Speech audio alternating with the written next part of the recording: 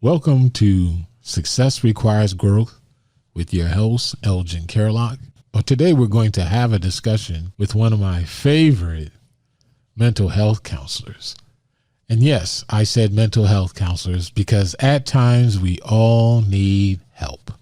And our topic today is really going to address emotional intelligence and relationship intelligence when it comes to being a leader, but more importantly, a male leader. Because society has taught us over the years, if you're in the baby boom generation or in the Gen X generation, you were taught that life was about working hard, shoulder to the grindstone. And the answer to every problem as a man is rub some dirt on it and be tough, man up, and get it done. But after COVID, the population has experienced a significant change in the relationship between how they feel and how they respond and how they engage. And then when you think about the time where we were in social distancing and quarantine, as they were discovering these feelings, they weren't interacting. So they didn't have the opportunity to apply or work through those feelings that they were having. So fast forward to 2022 and 2023, when we're back into socialization, especially men, everything changed around us, but we don't really understand why and what exactly we're supposed to do. Now, in the traditional corporate setting, what we would do is simply threaten their job, right? Do what I say or I'll fire you. But what we're finding is that they'll look at you first and say, I don't have to work here. You do realize that, right? And they leave. And so I asked Ms. Shaw to join us today because I want to first let you know that it is okay to have emotions in leadership. It is okay to have emotions in relationships as a man. It is not a sign of weakness. Matter of fact, in today's world, it's a sign of intelligence.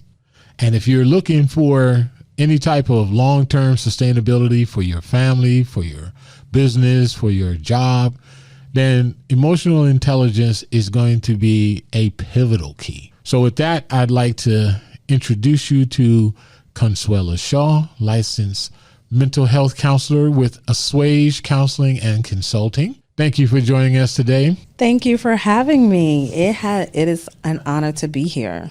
So would you like to tell our listeners a little about yourself? Yes, I am Consuela Shaw, licensed mental health counselor with the state of Florida. I have been in this field for over 10, 15 plus years, where I have been working anywhere from youth up to adults of all ages. And in this field, there's so much to explore. As I have been working with all the populations, just about every population, one of my most exciting populations were men. And being in that field, working in that capacity where I had the opportunity to work with all male groups, it really opened up understanding. It opened up the avenue to be able to have dialogue with them, where they were able to be in a safe space to talk about what they truly felt, how they truly felt, and not only that, but why they felt the way they did. And then working with them to help them be comfortable in their own space based on their life experiences, some of their traditions, the things that they've gone through in life, and not only that, what they were able to see in life and how it shaped their perspective of today. And I think this topic today helps open that up, because we have many successful men who are in business, but because of the way they, their culture or what they've learned and what they've seen, how they have shaped their thoughts and feelings. And so I'm excited to have this conversation today. Thank you so much. So let's just jump right in. When you have a male group or in session with a man, and what is that moment like when he really realizes that it's a safe space, that I can actually tell you what I'm thinking. Hey, what is that moment like? And, how does that make you feel? In the moment, and I can tell you at first when I began to do this, it was so much uncertainty. And I went in, and I think because I feel, number one, along with professional learning and going through school, but I feel that sometimes we have that gift. And I believe that it was allowed to radiate in the room with them, and opening that up when I learned that they were comfortable enough to do that. For me, it was rewarding. It was humbling at the same time, because I realized how delicate it was for them, and to be able to still allow them to have that masculinity when that group was over, to still see them as the man they are. It was one of the most rewarding moments, and I could say one of the most rewarding times of my life, because the more they engaged and the more it was, sometimes it was indescribable. The feeling was, there was no words that I could put to it, because when you can allow a male to just say how he feels, what he feels, and not get offended, I think was one of the most important things, was allowing them to understand, yes, while I am a female, it's okay for you to share with me how you feel, because that's why I'm here.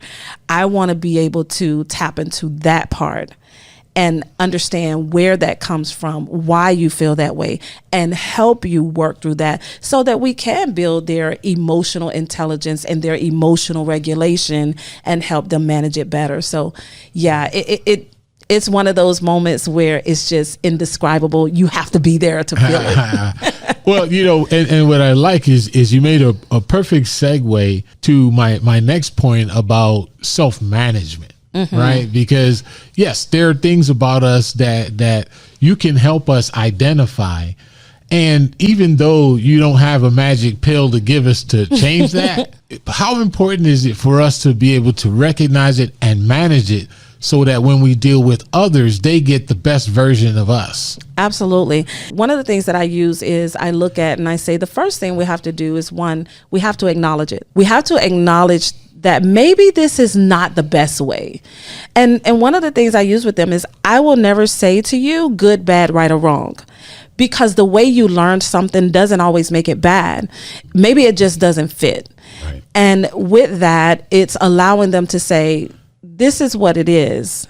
Now what? And that's one of the things I would share with them is, okay, so this has happened.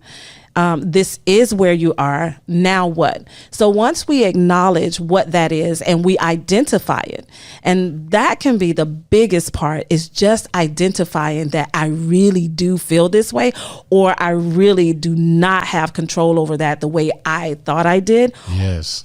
Or the perception that I give that I have control, until that once something happens and you realize I really don't. That's where the work then begins. Yes. Right. So with the context of leadership, leaders or people who have a leadership role tend to believe that they should have all of the answers and that everyone should always come to them.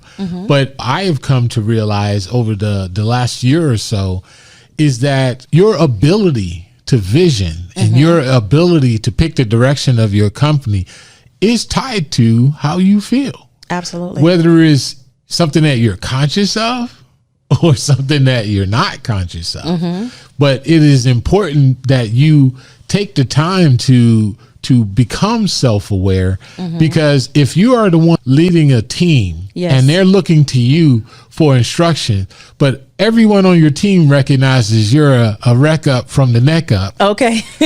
And no one's following you, and you're trying to figure out why you're not getting buy-in on your vision. It's because they can see something that you can't see. What do you think about that? Absolutely. So one of the things that I've worked with some people on in that aspect is I love to do the mirror exercise. And with that, it says, I know what your surface looks like, but let's talk about what's beneath that. And when you look in that mirror, The real you. Exactly. And it's use. You cannot say surface things. Oh, I feel I look this way or that way, or this is what people see of me. You cannot say what people see. It's what do you really see? So when you go home and there's nobody else around and you look at yourself, what do you really see? Because those are some of the things that contribute to what you're seeing in your business and in your workplace and your relationship with those people. And many a times what we fail to realize is people on the outside can see behaviors that we don't see because why? We're in the picture. We're not outside of it looking at it. And another exercise I do is I will say to them, okay, let's take your picture. Let me pull you out of your picture. I need you to look at your picture with where you are in the picture and then tell me what you see. That begins to open up their thinking, and it says, you know what? How did I handle that situation? What did I say to that employee, or how did I say that? Or sometimes it's not even what you said or how you said it. It's what you didn't say. Yes. And that speaks to your character, your self-awareness. It speaks to how you're managing yourself. And are you even allowing yourself to deal with those things? Because sometimes you have emotions that you're just not dealing with. And whether you decide to consciously deal with them, subconsciously, they will deal with you. Oh, wow. See, that you went way deep right there. You know, and I know that there are people listening going, what in the world does this have to do with business? Absolutely. Why do I have to, would I have to go and hug all my employees? You know? But what I'm trying to tell you is that your emotions have such a great effect on you, because if you considered it just from its basic sense of fight or flight, that part of your brain is totally reactionary. Yes. And so if you don't have an awareness of a certain personality trait or body language, you may not even recognize that when someone comes to you with a situation that you're frowning. Yes. Okay. Yeah. And all of a sudden no one wants to come talk to you, right? Because they see that look on your face, even though you don't know you have that look on your face. And you're telling yourself, well, why is no one coming to me? I feel that I'm approachable. Yes. But what we fail to realize is your facial expression, your disposition, how you're positioned when you're talking to people, your hand movement, your gestures that you make, all of that speaks. And many a times it's those unmentioned things that we're not aware of. And so if you're dealing with a person that comes from a different culture, or just say a different state, and you're moving your hands, that could say something that you're not aware of, because you move your hands with some people, they're getting defensive. Yes. Right. And so it's being that much self-aware when you have as much interaction as a business owner or leader or in a management or leadership position, that all of these things are important. Now, I want to say this. It's not to get you uptight or have you with all this anxiousness or anxiety about how you're presenting yourself.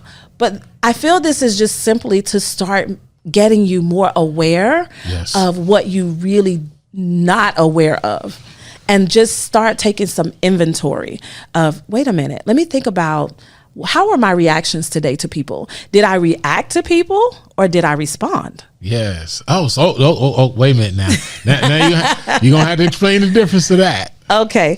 So understand that reaction does not take thought. The example I use with a lot of people is when you go to the doctor and they're checking that knee reflex. They hit it with that little thing that they hit it with, and your leg just kicks out. You don't have to stop and think to tell your leg to kick out. It just does it. That's reaction. Okay.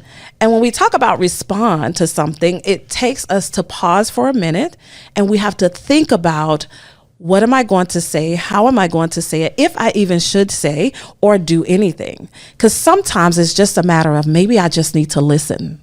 Yes. Yes. That's responding to it and not reacting. And so I hear the business person saying, I don't have time for all of that because I'm so busy and I have this and I have that. But that is the thing that will help you minimize some of all of that anxiousness you have, is when your people see you take time to respond, they're more apt to say, is there anything else I can do? And if you really think about it, it actually has an effect on your revenue. Absolutely. Because if you react that way to your team, how do you think they're reacting to your customers? Yes. But absolutely. when you take the quiet moment to reflect before you speak and don't fly off the handles, it becomes a culture. Yes. And then that culture, it gets translated to all of the interactions that your people have in response to representing your company. And so once again, it's why it's important for leaders to have the type of emotional intelligence, because you are still the person that everyone goes to or looks to. And just as you said earlier, they know more about what you don't say and your body language. And every time you come in, you know, if a person comes into your office and you sit back in the chair and fold your arms, right away you're telling them that you've diminished whatever it is that they came in for. Absolutely. And it kind of reminds me of that song from The Wiz, "Don't Nobody Bring Me No Bad News." Right? And so people are afraid to come in because they don't know which you're going to get. Absolutely. And so you as a leader, consistency is going to be paramount. And that comes from your ability to manage those things that give you a challenge. Yeah. It doesn't mean that the expectation is that you're going to be perfect. Right. But if you are going to reach the goals that you set for your department or your company, then it's going to be because your team understands who you are, where you're trying to go, and how we're going to get there. Absolutely. But if you're all over the place, guess what? They're going to be all over the place. So absolutely. In closing, what I'd like to ask you, put you on the spot here. How should a person who traditionally grew up as men are tough and we only get to shed one tear when we're dying just before the Lord takes us away here, right? Yes. How do we start that journey to self-awareness? What would you say a couple of steps would be just to start, get your toe in the water, just get you moving in that direction? Wow. Yeah, that's big. Okay. Well, one of the first things I would do is just take some self-time. One of the most important things I feel our men would want to do in order to get themselves in a place where they're feeling better is allow yourself and give yourself permission that it's okay that I take some self-time. And what does that look like for you? It could mean, you know what, let me just go sit over here to the park and watch the ducks in the water, or let me just go over here and clear my head, because I never get time to disconnect from one thing before I'm in the next. There you go. And I believe that is going to allow you to do that self-reflection, even if it's 10 minutes, 15 minutes. And I say this to all of our men, you have permission to take the time to work on you. Yes. And because society, culture has deemed that you have to carry everything, I come to dismiss that. All right. Because sometimes it's important that you understand what belongs to you to carry and what doesn't. There you go. And when you begin to do that, I can almost guarantee you're going to start feeling a liberation that says, you know what? It's okay if I don't feel like it. Yes. It doesn't mean I'm any less. It doesn't mean I'm minimizing. It says that if I don't take care of me, then my company is going to feel it. The people that I have working for me or with me begins to feel it. And before I know it, it's a domino effect. And we see the domino effect even in today, that maybe the company hasn't demised yet, but my person right up under me, they feel it. Yes. And the person under them, they feel it. And as you said earlier, it goes to my managers, my floor people, and then my customers. That's and right. Here we are, we're noticing that we're losing money, but we cannot discover why. Yes. It's because the head, right? We know that the head controls those things. The head is not allowing themselves to be human. Yes. Right? Ooh. To allow yourself to say, today has been exhausting. I'm shutting everything down and it's okay. That is going to be the pivot for you to begin this self-awareness process, because I guarantee you in that quietness, yes, you're going to start feeling some things. All right. So you've given us some wonderful, wonderful wisdom. And if some listener out there wants to talk to you more about it, how exactly do they get in contact with you? Yes, you can reach me at assuagecc.com. You can go there and you can contact me, reach out to me. You can go to my webpage, which is the same, and definitely put some information in there if you want to reach out to me. There's a calendar attached to that where you can also get a free consultation. Also, I have a number where you can reach me at 321-421-9922. You can definitely call me, leave a message, send a text, and I will reach back out to you. And you can let me know that as a result of listening to this show, you decided to reach out, and we can always have a consultation about where you are and what is it that you need. And so I am elated that I believe that if our men would allow themselves to just be human, we can begin to reverse a lot of what we're seeing in today. I'm excited about it. Awesome. So I want to thank you for listening today. I want to thank Miss Consuela Shaw of Assuage Counseling and Consulting for letting you know that being a man isn't about being macho. Being a leader is about being a guide, about being a map builder, about being a visionary, about everybody else but yourself, right? But it starts with yourself. So just remember as we leave today that success requires growth. And we're going to come to you once a week to talk about those things that help you grow and help you become who you were intended to be. Have a great one.